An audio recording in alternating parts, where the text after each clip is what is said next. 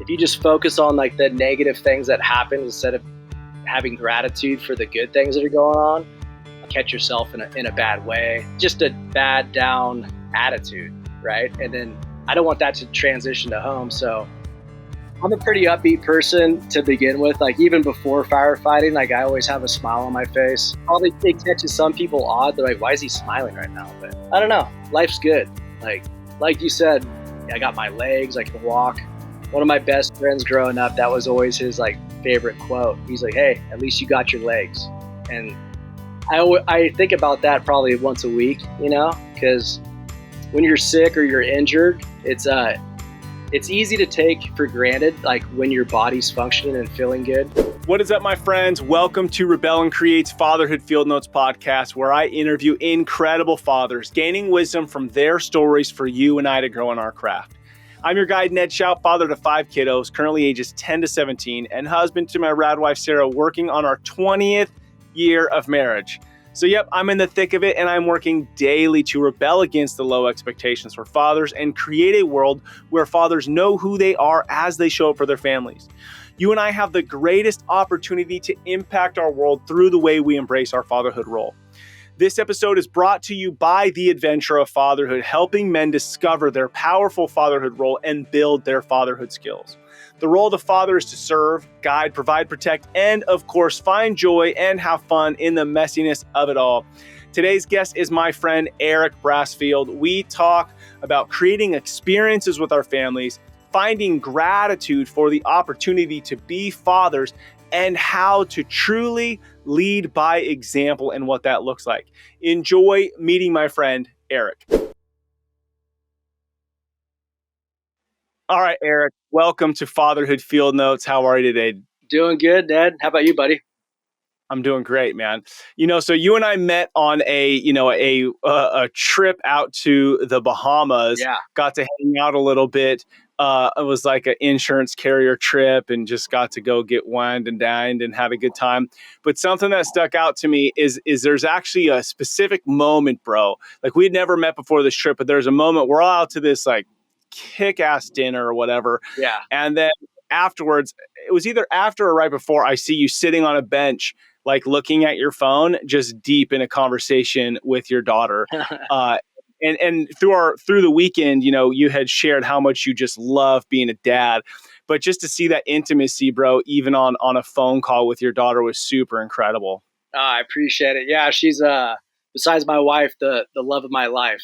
That little kid could do no wrong. I mean, I still correct her when she's being a little turd, but yeah, I love her to pieces, and it's been a blessing to have a daughter. I always thought I wanted a son first, and then when we found out we were having a girl, and when she popped out, like that flood of emotions of love was huge. Dude, so did you not find out what you were having for the first one? No, we did. I wanted to be surprised, but my wife's a planner, of course. So I get that. Yeah, and how old is your daughter now? She just turned 2 on July 1st, so she's had a second birthday party here at the house and Minnie Mouse everything.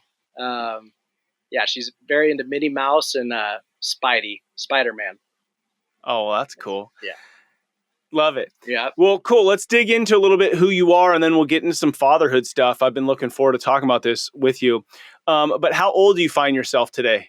39. I'll be 40 in September. So I turned 42 weeks ago, and then I was laughing because thanks, bro. I turned 40, and my shoulder's been hurting, bro. And so I went into physical therapy literally like 2 hours ago. Oh, wow. And I'm like, oh my God, this is what 40 is like, going to PT like just weeks after I turned 40. This is some horse crap. So I've been joking around saying that when I met you in the Bahamas, I had my shoulder done and I had my knee done. So I called it my 40-year makeover. There you go. Got the daddy knee, makeover. Got a new shoulder, good to go. Oh, that's so good. And then I love and hate this question, but what is it that you do for a living? Oh, I work for Hayward Fire Department. I'm an apparatus operator. I've been with them 10 years.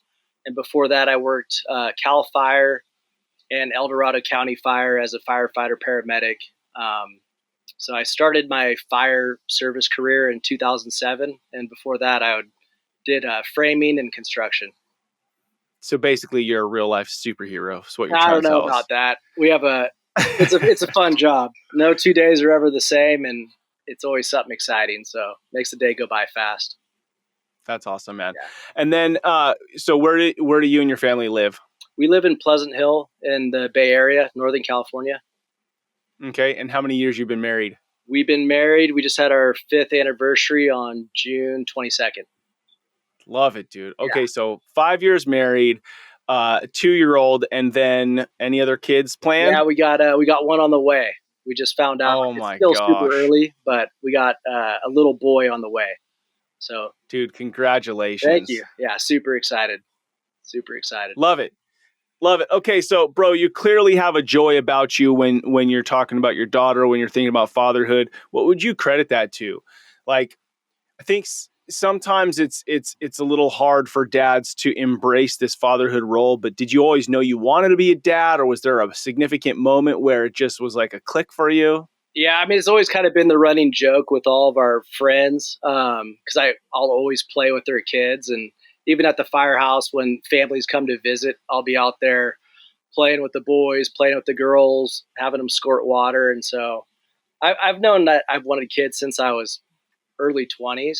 Oh yeah. Yeah, I think because my dad was kind of absent, my mom was like a Mm. superhero. Um, I always I couldn't wait to prove that I'd be a good dad. So when I met my wife and when we started working on trying to have kids, I told her on our first date. I don't know why. We had talked on the phone for a while, but I told her on our first date at the Space Needle in Seattle that don't worry about it. I'll take care of the kids. And it just came out just like flip of the tongue. Oh my We were gosh. talking. How'd you take that? She blushed. I blushed. I was like, "What did I just tell her on our first date?" But yeah. So needless to say, 8 months after our first date, I proposed to her in Cancun or Cabo, and the rest is history. So interesting. I think there's a lot of guys who had an absent father who then feel inadequate to be a dad. What has given you like the tools or resources to feel like I'm ready to embrace this, although you didn't have a dad around? See, yeah, I never really had that doubt in my head. Mm, I think because I had a good like support system of family, coaches, friends, dads. It yeah. kind of led the way for me as a kid. Even though my father was absent, I had other strong men and strong people to that would like love and embrace you, kind of take you under their wing. And so I never really felt at a disadvantage other than I knew when I got older and could have a family of my own that I couldn't wait for that moment. So, Yeah. yeah. So, dude, it's super, super cool. So in becoming a dad, you're 2 years in now. So you've kind of, you've hit the stride in a sense of, how to show up. Yeah. Was there anything that like unexpected or threw you off, or that you felt like, Sorry about that. it's all good. Is there anything that threw you off or felt like, oh man, I did not know this was coming? I mean, I feel like every day, like there's something new, right? With your Yeah. kids. But working as like a firefighter paramedic, I guess the only thing that scared me, like one of the things that scared me in the very beginning is like you're always checking to make sure that they're breathing. Like when you put them down Yeah. in their own separate room. I think I'm just like a little worrisome by nature, just because I can see like the bad end of things Yeah. on calls that I've responded to. So, yeah, I guess just like worried about the sleep, the diaper thing. When I'm on calls at work, like vomit or the number 2 area, like it makes me repulsed and I'll start gagging and dry heaving. So I was a little bit worried about that with like changing diapers. I'm like, I want to be Yeah. a good dad. I want to be supportive. And I've changed almost every diaper when I'm That's home. what's up. So That's and it awesome. doesn't bug me at all. I thought it was going to bug me. Doesn't bug me not a bit. So Dude, you just have that mindset like, I'm just going in. This is not a big deal. This is my kid. Well, I love yeah, that. and it's your kid. Like that's, Yeah. it's like it's your human, that you got to take care of, and so I want to make sure that I can do everything I can for her, and yeah, it's a cute little bonding time. She doesn't kick my wife in the chest, but she likes to kick me in the chest when she's on the changing table.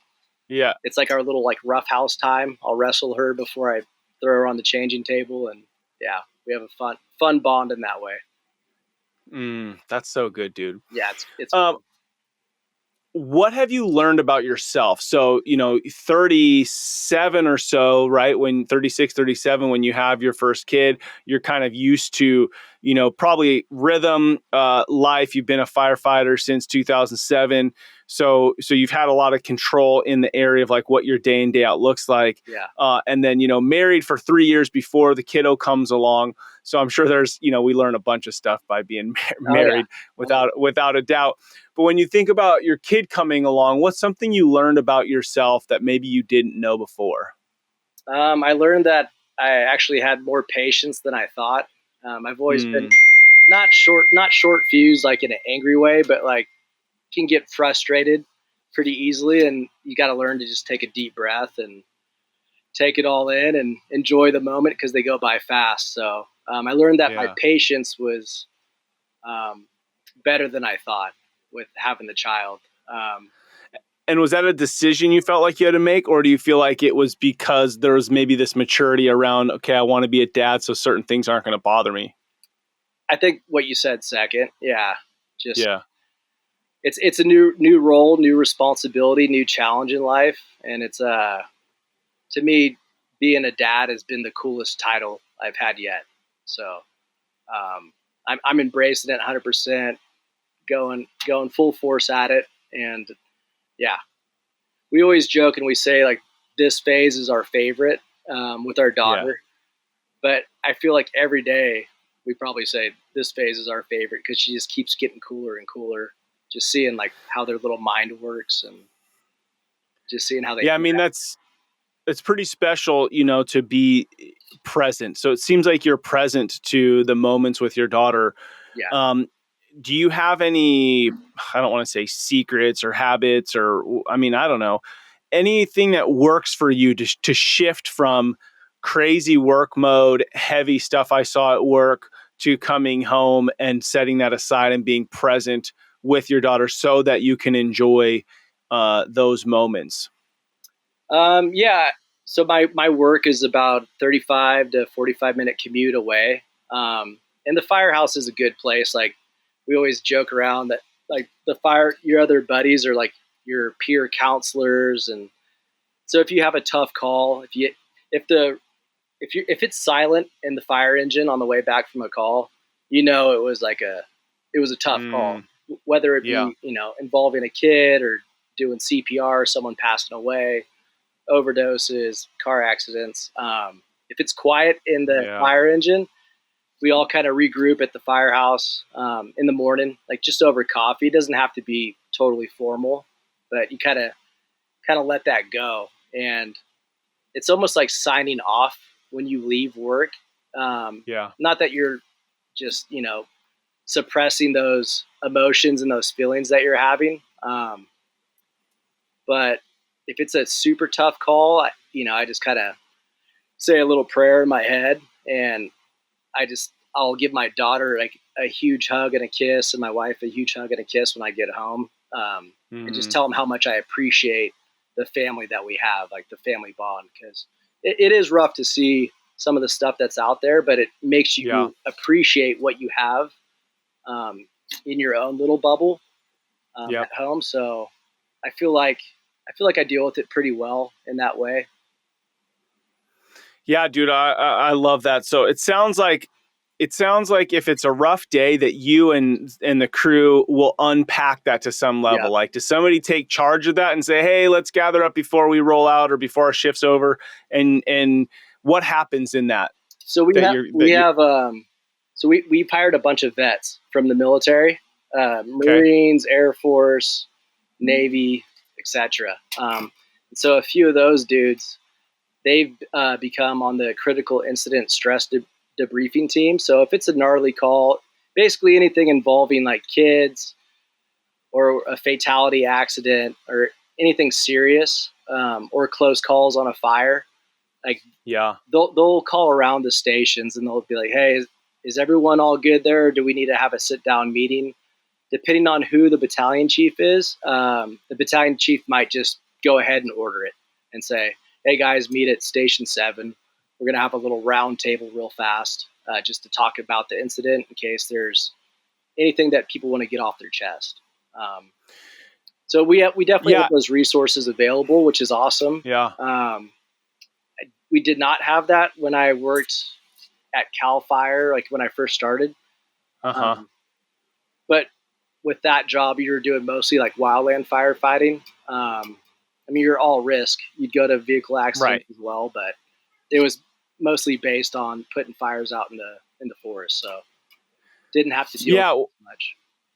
Yeah, what I want to bring up from this is I think a lot of us men, regardless of our job, like it does make sense. Like clearly, if I'm going to, a call where there's like something horrific, there should be systems in place to protect me, to be able to debrief.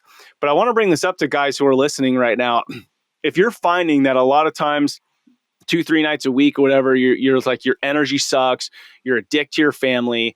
Have you just gone from work mode straight into the house? Have you not done any kind of debrief, whether that's, maybe with yourself or with a homie?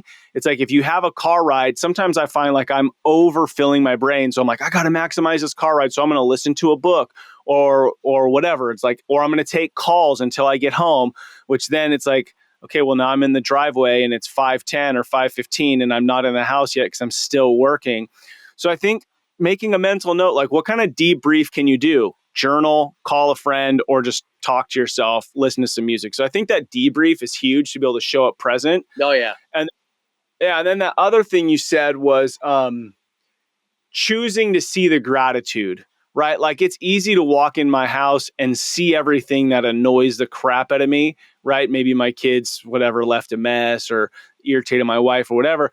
But like I choose what I think about. So if I walk in the house, like, yes, discipline your kids, take care of the stuff you need to. But if I can choose to go, oh my gosh, I walked in here on my 2 feet, my kids are breathing, there's food in my fridge, I have running water, I can shit in a toilet and flush it and not have to deal. You know what I mean? Like, dude, the list goes on of blessings we have. So I love that that's what you're doing is you are choosing a state of gratitude. And I think every one of us can do that. And it would help us be more present with our family. Yeah, I agree 100%. I think a lot of it is outlook, right? Outlook, perspective on life.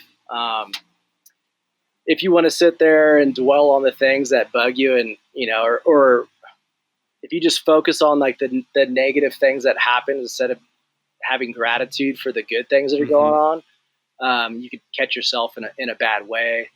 Just a bad down attitude, right? And then I don't want that to transition to home. So I'm a pretty upbeat person to begin with. Like even before firefighting, like I always have a smile on my face. You seem like you're always smiling. It catches some people odd. They're like, "Why is he smiling right now?" But it's like hard to turn off. I don't know. Life's good. Like you said, I got my legs. I can walk. One of my best friends growing up, that was always his like favorite quote. He's like, "Hey, at least you got your legs." And I think about that probably once a week, because when you're sick or you're injured, it's easy to take for granted, like when your body's functioning and feeling good, like you probably realize with your shoulder right now. And that's how I felt last year before I had shoulder surgery, because it got to the point I couldn't lift Reagan up in the air. Like I couldn't get my arm out to the side. Crazy nerve impingement. And I did find myself a little bit down, a little bit negative during that time, because I've always been on the go, used to like your body working for you, like as soon as the call goes off or even at home. And then having a little, not disability, but just not being able to do what you could do in the past, that super frustrated me, where I was like, all right, I got to get this fixed. Telling the work people, I was like, I can't even throw my daughter in the air right now. Like, that's not what they were looking for with like the with the work thing. But I was like, Yeah. that's like the most important thing to me right now is not being able to throw my daughter in there. So talk to me about that process just for a minute. Like I was super irritated at my workout yesterday. I'm like, dude, I can't even do these workouts. I was frustrated. Then I went to PT today and I left feeling really stoked. Like this chick just knew what she's doing. She spent an hour, helped me figure it out. But I just want to go to that moment where it's like I came home from work or from my training yesterday and I was like, this sucks, dude. I can't even, work out the way I want to. When you think back to prior to shoulder surgery and you're like, in a much worse position, you can't lift your arms, stuff like that. How do you choose to go to work on that and do what you can to figure it out versus I'm just going to like drink or, nothing wrong with drinking, but I'm going to basically numb myself or I'm going to disengage because I can see guys a lot of times just becoming like bitter and passive. How did you choose not to do that? And were there moments that you found yourself in that state? There was a few moments that I found myself like that. Yeah. My wife, because I'm always chipper and willing to help out with anything. And she saw me like moping around the house, kind of like laying in bed extra long. She's like, "What's up with you?" She's like, "This isn't the husband I married. Like you're sitting in bed. Like what are you doing?" I'm like, "Yeah, you're right. So I think a good calling out from the wife. Of her, kind of making me realize that I was falling into that kind of a lull or. Okay. So let's go back to this. So situation with your wife. Your wife's like, "Hey bro, what are you doing?" How do you not be like, "Are you joking me? I'm a fireman and you have a cush job or whatever." I'm not saying she does. Right. But how do you choose to take that from her and not get irritated about it? Because that's a choice. And a lot of us, well, she doesn't call me out on much, right? Like we're a good unit. And so there you when go. she was concerned enough to be like, "Hey, like I've noticed you've kind of been like moseying around the house. Like, are you feeling bad for yourself? Like you got to get this fixed." So she kind of put a little fire under my butt. She's like, "No one's going to do this for you. Like, you got to be like a lawyer reaching out to workers' comp doctors to get this thing fixed." No doubt, huh? And that was a full-time job. And I'm not very good with the computer stuff. And she's on the computer all day. So I was getting some advice and help from her, just try to get my shoulder better to be able to function as a 100% dad and fireman again. Yeah. So guys, as you're listening to this, I just think this is super critical. This is a fatherhood podcast, but pretty much all the time when we're talking about masculinity, men, fatherhood, all those kinds of things, the marriage comes up. Like it is such a critical component to our lives. And like Eric just now is like, we're a great team. We're a good unit, but that takes two people willing to like go in, communicate, put effort and energy into that. And honestly, you guys, like one of the things I tell my mom and dad is they're still married 40 years. That's one of the greatest gifts they've ever given me. Yeah. Is that. And so if I know messiness happens and life happens, but if you can, like, that's a great gift to give to your kids. And so work on that relationship. It's important. Yeah. That's Eric, one of our favorite things to do together is, cause we'll call it like a Reagan sandwich. If she sees me hugging my wife or giving my wife a kiss, she kind of looks up at us like, "Wait, why aren't I in the middle of this thing right now?" And she starts giggling and we wrestle her around. It's fun. But yeah, like you said, I think it's good to have that bond with your wife, to show your daughter, right? Because I indirectly, and hopefully 18 years down the road or whatever it is, when she finds a man, I hope that she will find a guy that will treat her as well as I treat Amanda, just by example of like, "Hey, I don't want to end up with a dirt bag, or I don't need to put up with bad attitudes. Like my mom and dad are super happy, and I want to find something like that." So good. Yeah. And I mean, that's the reality. The reality is every day I could tell my daughter, "Hey, marry a great man, marry a great man." But if I'm not an example of that great man to my wife, she's probably not going to. Yeah. Most likely not. Yeah. We're setting that example. Yep. So I've asked this question a couple times. We'll see where it goes. If you had to get one word tattooed on your forehead, what word would that be? One Might word take you a little tattooed pause on my here. Yeah, forehead. one word. Yeah, like what's one word that you want to represent that matters to you? One word tattooed on my forehead. Like if you could be known for one word, what would that word be? Loyal. Mm. Loyal. Dude. That's okay. Why do you say that? It's interesting that you say that. This word's been really important to me the last maybe 6 weeks or so. But what? Um, Yeah, and I'll tell you why. I'm talking to Ned. That's my wife. Loyal to my family, loyal to my friends, loyal to my child. What does loyal mean to you? Like if you were to describe loyalty, what does that Loyal to me mean? means that when someone calls, you'll be there. Doesn't matter what Yeah. time of day it is. They know that they can call you. They could be halfway across the country and say, "Hey, I need you here right now. Like I need Yeah. your help." That's what loyalty kind of means to me. Just being present, being there for them, picking up on little intuitions before they even have to say it. Yeah, being a good husband, being a good dad. Yeah, that's so cool. So I was at this conference maybe, I don't know, a couple months ago, and this guy, Brant Hansen, spoke, and he's written a couple books. One is The Men We Need, and that's what he was speaking on. So I've listened to that since then, and I'm halfway through his book, Unoffendable. Okay. But it unlocks something. Like I've been a follower of Jesus my whole life. I've been I would call myself a Christian, but I think for a lot of times I want to do things right.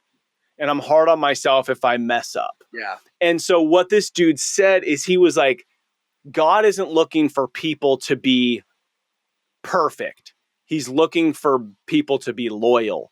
And it just like something in my soul was like, dude, I resonate with being loyal. I don't resonate with being perfect. Right. And loyal is like, dude, you and I might get in a fight. We might get irritated. We might screw something up today. But dude, we're going to get our asses up again tomorrow and go after it again. Yeah. Right? Like I'm going to show you, bro, I can do it. Give me another chance. Like I'm going to get up because I'm going to go after it. And to me, that's loyalties. I'm not always going to be the perfect dad, or definitely not the perfect husband. Yeah. But I'm going to be loyal, and I'm going to show up, and I'm going to grow as a human. And so, dude, it's so cool you bring that word up because, it's like, dude, it resonates with my being as a man. Yeah.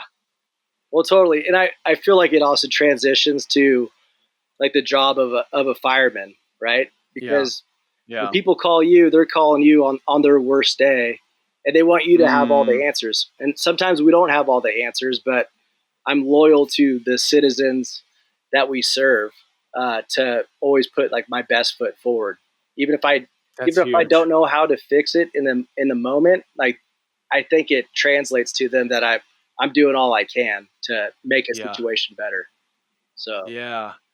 And shoot, I mean, just put that same definition in with your wife and kids, like I'm going to show up every day, and I might not have all the answers, but I'm going to put my energy, effort into making this the very best I can. And I think that's what people want, right? Yep. People don't want the dude with all the perfect answers. Eventually, it just makes you feel like either the dude's a phony fraud or like we're all inadequate. But we all know life is super messy. It just is, you know what I mean? Yeah. But people make life harder than it needs to be because they let the mess dictate how they show up instead of acknowledging it's messy. So let's do the best we can. Exactly. Yeah. Couldn't agree with that more. I'm fired up, bro. Yeah. Okay. When you think about the role of the father, how would you describe that in a couple sentences? Like, what is that role of the father? I think the role of the father, like your number one job is to protect. So protect your children, protect your wife. And what does it mean to protect? Like, what does that look like? So to me, like to protect doesn't have to be just physical. It could be like, keeping your kid, making sure that they're fed, they're housed, they're learning, they're having fun. Yeah. Just protecting. The world's a crazy place, right? So Totally. um, when I say protect, it's also like being loyal or being present, like Yeah. being there as a family unit to take care of take care of them when they need you, and then protect slash provide, right? So you're Yeah. providing for your family, and then being a good listener and being a good shoulder for them to bounce stuff off of, kind of like a solid rock. So whether your wife's having a bad day or your kid's throwing a temper tantrum for some reason, and you don't know what just happened, but they're crying, without immediately, getting angry, be like, "Why are you crying? Quit crying!" Like, "Come here, sweetie. Yeah. Like, let's talk this out." Um, Only time she really cries is like when she's being too rambunctious and she runs to the corner of the table or tries to jump off the back of the couch and it startles her and she's like pointing at things, getting mad. And we always joke around and I always say, like, "Show me your muscles. Like, let me see if you're tough." And Yeah. she flexes, and then I'm like, "All right, a dad kiss is going to make this all better." So give her a little boo boo a kiss, and then she's smiling again. So we're pretty fortunate. She's been an easy kid so far. We'll see how number Man, two that's goes. great. Yeah. That's great. Yeah, but you'll be all ready for number two in a Yeah. different way. I mean, the number two will be totally different, but at the same time, you'll have the experience on your belt. When you think about, I mean, okay, when you think about Reagan, 10, 15 years old, and then now your son, right? Yeah. I already saw your face like, oh shit, that's going to happen one day. Yeah. Uh, to what level do you start to think about, how do I protect my kid? Because you're out in the world, you see some mess, but to what level do you feel like you want your kid to experience life, but with you there providing guide rails? Like, what does that look like to you? Yeah, that's a good question.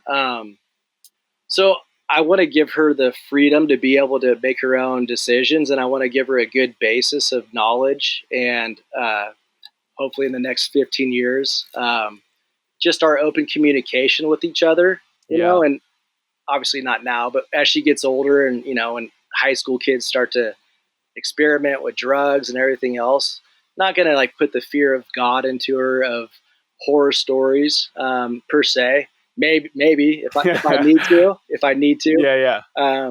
But I think just having like open lines of communication with my kid, Yeah. and kind of setting boundaries to start with. Like, every kid's gonna push those boundaries. It's what you do. I did it to Yeah. my mom.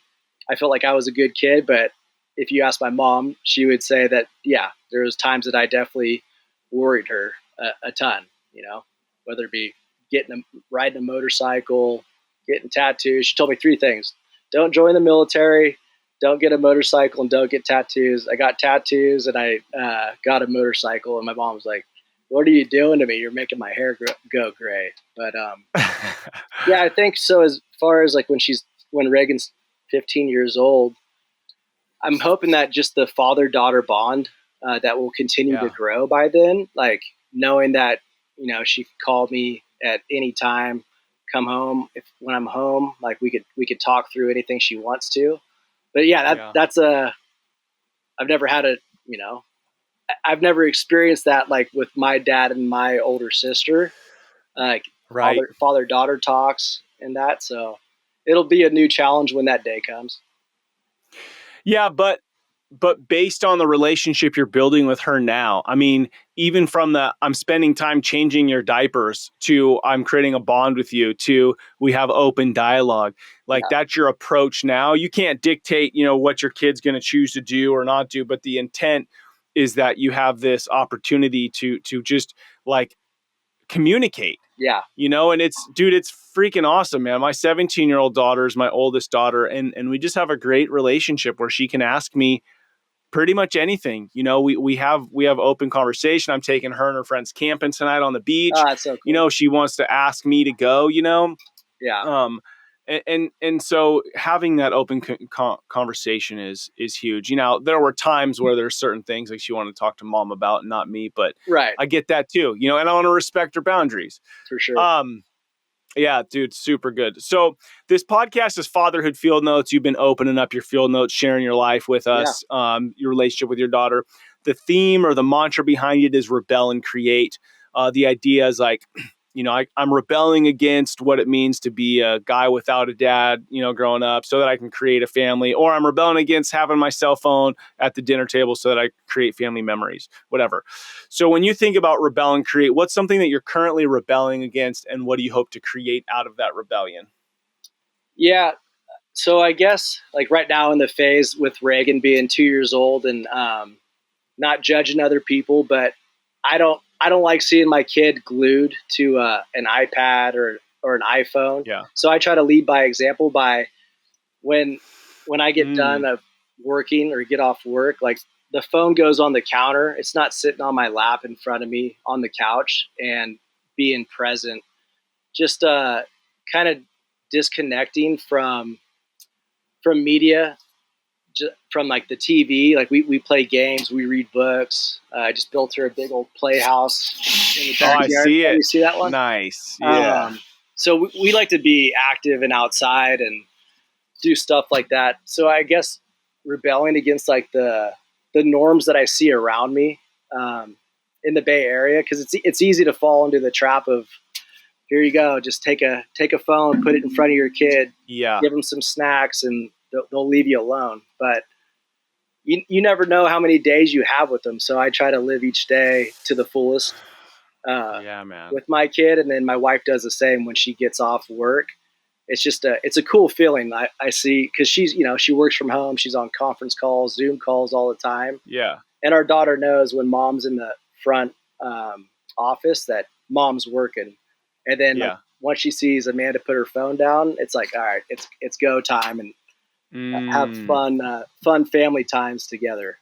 So I guess, rebelling against just like pushing all the media, all the cartoons, just trying to be a present dad, make sure that I'm playing with her and giving her enough attention, and then also letting her venture off and seeing what her little brain's creating as well. So, yeah. because it's easy for me to just like want to be a hover parent, because I enjoy playing with her so much, but Yeah. it's good Yep. for her to be able to. I like seeing her line up all of her little dolls and figurines or books, make a mess of the playroom, and then we pick it up together. So it's kind of cool to see her uh, from a distance, like see how her little brain's working. Yeah. Yeah. Yeah, bro. It's funny you'd say that you could kind of like be that hovering dad who just wants to do everything. Yeah. That's how I am with my kids. And it like hit me last Halloween. I was like, wait a second, we're not all going out together. And my wife's like, that ship sailed, bro. Like Yeah. Stella's the only one going with us. The other four don't want you to go out with them. They're going to do their own thing. And I was like, oh my gosh, it just happened. Yeah. It just happened. It's over. Um, Something you said though that I thought was really valuable in this is you didn't just say, I don't give my kid a phone when we go out to dinner so that they're uh so that me and my wife can just talk and they can just be, kind of like busy Yeah. them. But you said that you set your phone, like you created a habit for you so that your daughter's not just seeing you on the phone. And I think a lot of parents, they get frustrated because their kid is like, wants the phone, wants the phone, wants the phone. And it's not because you gave it to them one time. It's Right. because they see you on it Totally. 24/7, Totally. and Yeah. I think You we have, have you have that to lead by disconnect. example. You have to lead by Yeah. example. And of course, like, Yeah. yeah, she knows what a cell phone is already. Cause like we'll FaceTime. Right. Isn't it crazy? FaceTime's a huge thing, right? So, Yeah. um, FaceTime, and then we have one of those little Nanit baby cameras in her room. Yeah. So I'll get alerted when I'm at the firehouse, and I love if I'm not on a call, like getting that alert. It's like Oh, that's motion cool. detected, and so I'll just see like my wife's legs in the background playing with Reagan, and so I get on and I get on the Nanit camera. I'm like, Reagan, what are you doing? She gets so excited, and Oh, that's awesome. so yeah, she does have technology in her life, obviously, like Well, FaceTime's a yeah, for huge sure. thing for when you're working a 48 or 72-hour shift. Like she's Right. looking at me through the phone, and that's like our little bond before she goes to bed, gets to say goodnight to dad, and mom reads her a book. So She does have a little bit of technology in her life. I'm not going to lie. Well, no, but I think that's not only honest, but it's a reality. Is like, yeah, we don't live on 100 acres in the middle of Yeah, Barstow that is pretty and cool though. not showing our kid anything. Yeah, Yeah, I think that you just have to balance it, and that's something my wife and I've gone back and forth with a lot. Is like when to let the kids have cell phones, and I would be like, don't have them forever, but she wants them to be able to learn their boundaries and learn things while they're in our house. for So sure. it's like finding that right age to where it's like you're teaching them how to be healthy with these things that are going to be here. Yeah, and Um, it's a good reminder for me and for my wife. Like we kind of made that our thing when we have a date night. Leave the phones in the car mm, so you can be present. oh, Yeah, it's funny when you look around, like when you go out to eat and you see everyone's just sitting there with their cell phones, like not engaged, and you're like, why'd you even go out to eat? yeah, yeah, Yeah, yeah. Just so you didn't dirty the kitchen. Um, so any, before I ask you my final question here in a couple minutes, any advice you would give to a young dad who maybe didn't have a dad growing up similar to you, but they're finding themselves not knowing how to show up. You yeah, know, like I just I'll give you an example. Like I talked to this dad recently, and he just said he's been having a hard time because he'll be sitting. He grew up in group homes, and he'll be sitting around the table, and he'll see his kid enjoying life, and he's like, oh my god, I didn't get this. And it's like a little bit triggering for him. And so if you think about a young dad, what would you say to them to help encourage them that they have what it takes, I guess? I guess what I would say is uh, I mean, obviously you want to address those feelings and those emotions, and whether that Mm, be like going and talking to a counselor, talking to a friend, like kind of reaching out about it.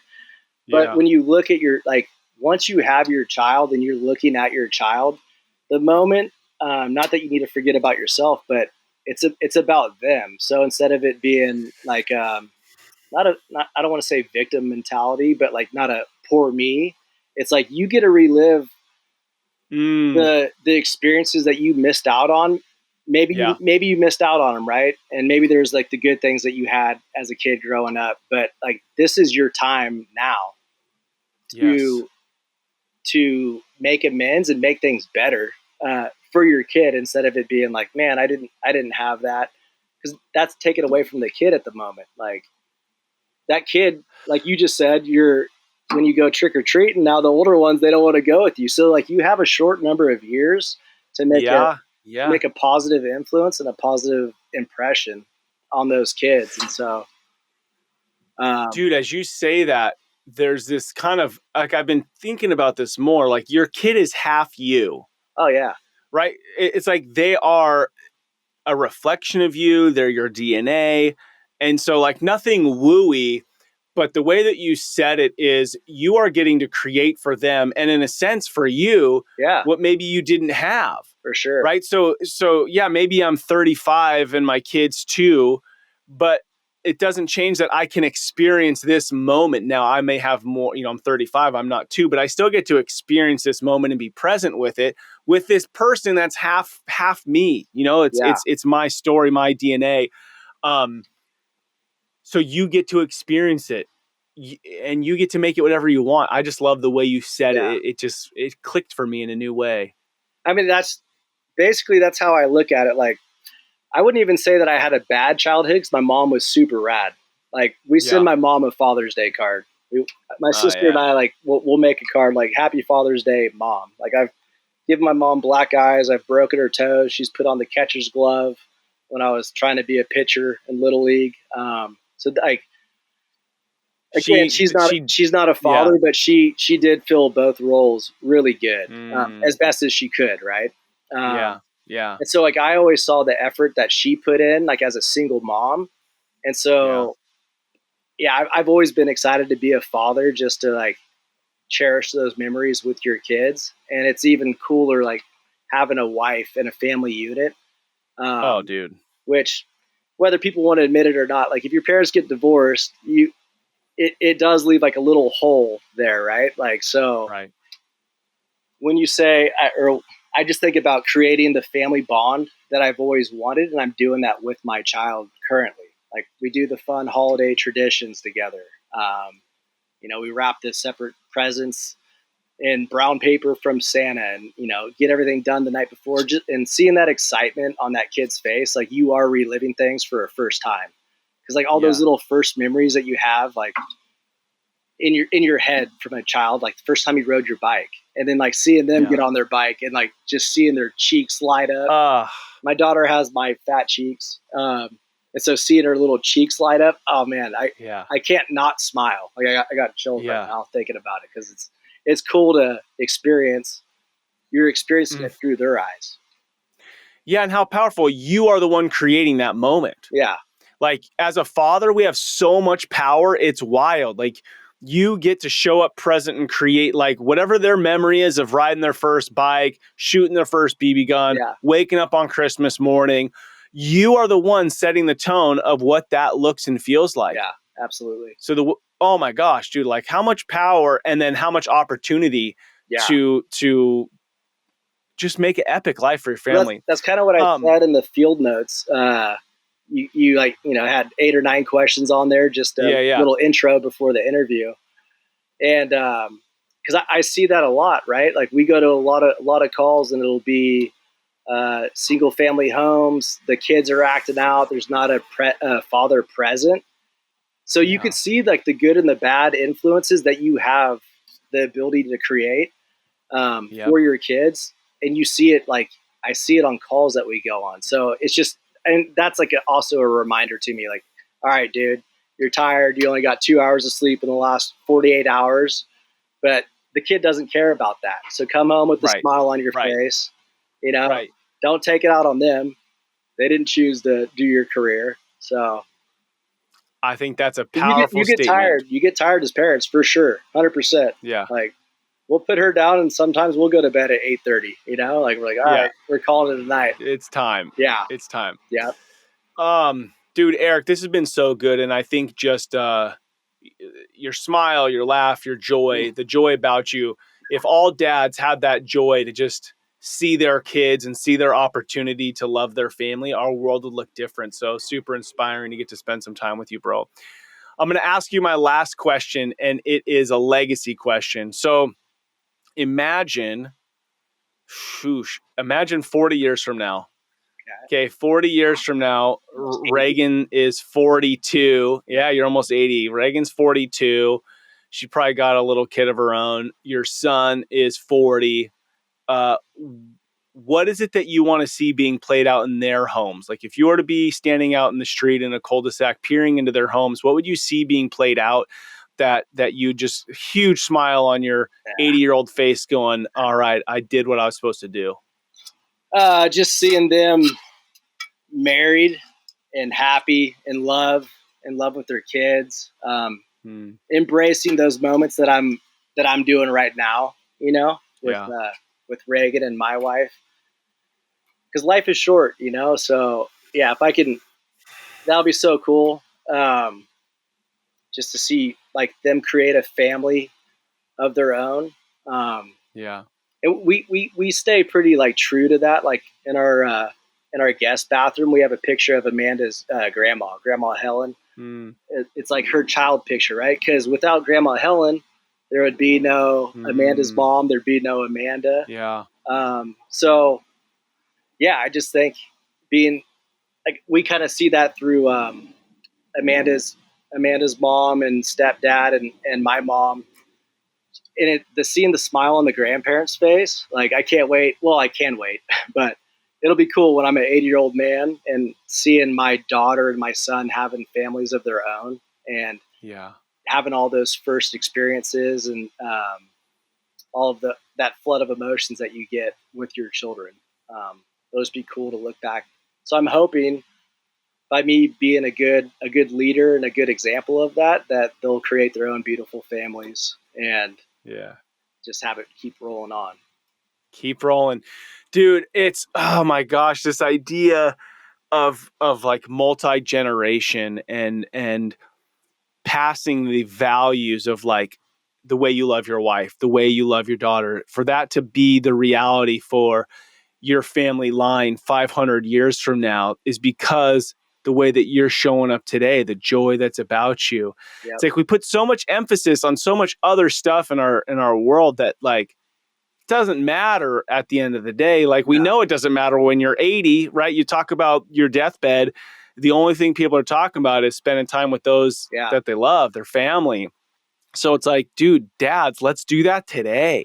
Yeah. Like go home and love on your wife, go play with your kids. Like whatever you think is so important to get done today is probably not that important. Like get it done, but it might not have to be today. Go for sure. Love on that family. Yeah. Bro, any last thoughts before we jump off here? No, I'm just I really appreciate you having me on, and it was great meeting you in the Bahamas. When I first talked to you, I'm like, man, I really like this dude. He's a good dad.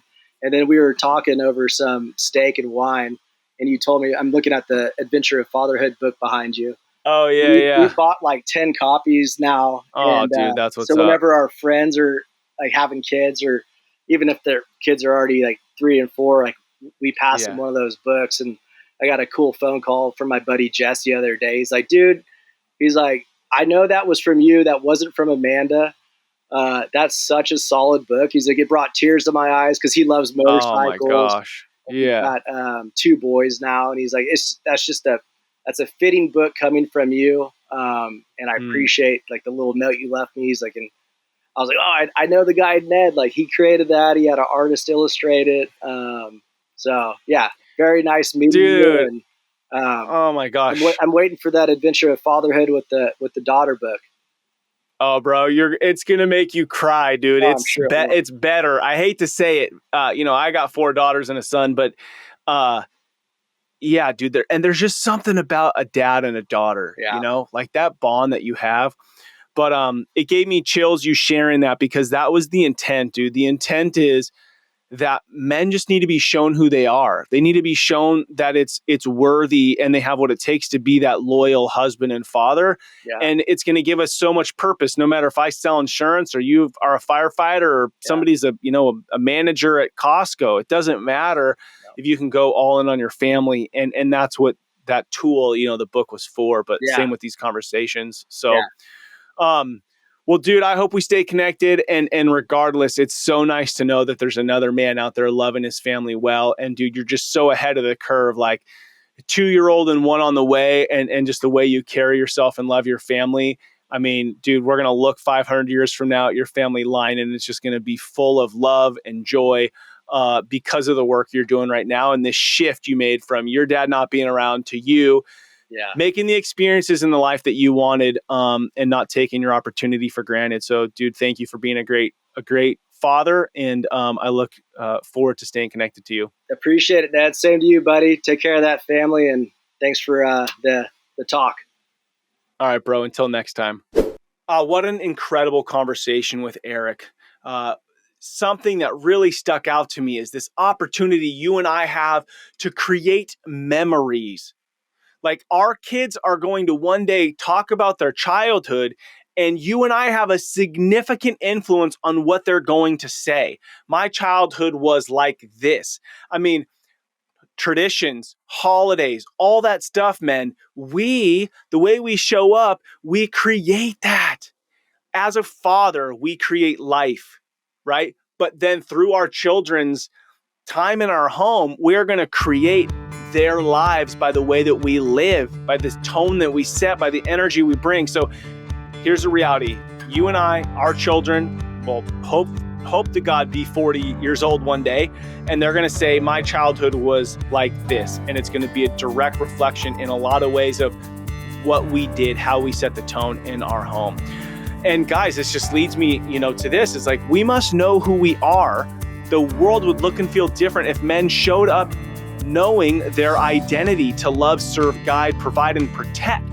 And this is why I launched Adventure of Fatherhood. So please make sure, go over to adventureoffatherhood.com, check it out. You can get a kid's book, which Eric and I talked about. I mean, dude, how rad. He gave that book to a homie, and the guy called him. Like, that takes a lot for us dudes to say, hey, this meant something.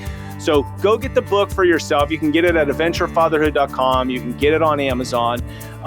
Give it away as a gift, and or I've done the legwork for you. You can go to adventurefatherhood.com, order a gift box for a new dad, throw a note in there that says, hey bro, you have what it takes. Welcome to fatherhood. Super stoked. No one is going to give this dude a gift. No one is going to invite him into fatherhood. If you know somebody who's had a kid in the last year or is having a kid, you are the only one. If it pops in your head, you are the one who's supposed to welcome them into their role. All right. Thank you to all you dads out there listening to Rebel and Create's Fatherhood Field Notes podcast. What you do matters. Don't be like everybody else. Be yourself. That is for your kids, spouse, and community needs. This is your guide, Ned Shout. Together, let's rebel against the view that fatherhood has little impact and create lives engaged in mastering the craft of fatherhood. I look forward to hanging out with you next week. And if you want to grab, 5 to 10 minutes, I have Friday's Craft of Fatherhood podcast, where I share a story, victories and flops from my own fatherhood adventures. Talk to you next time.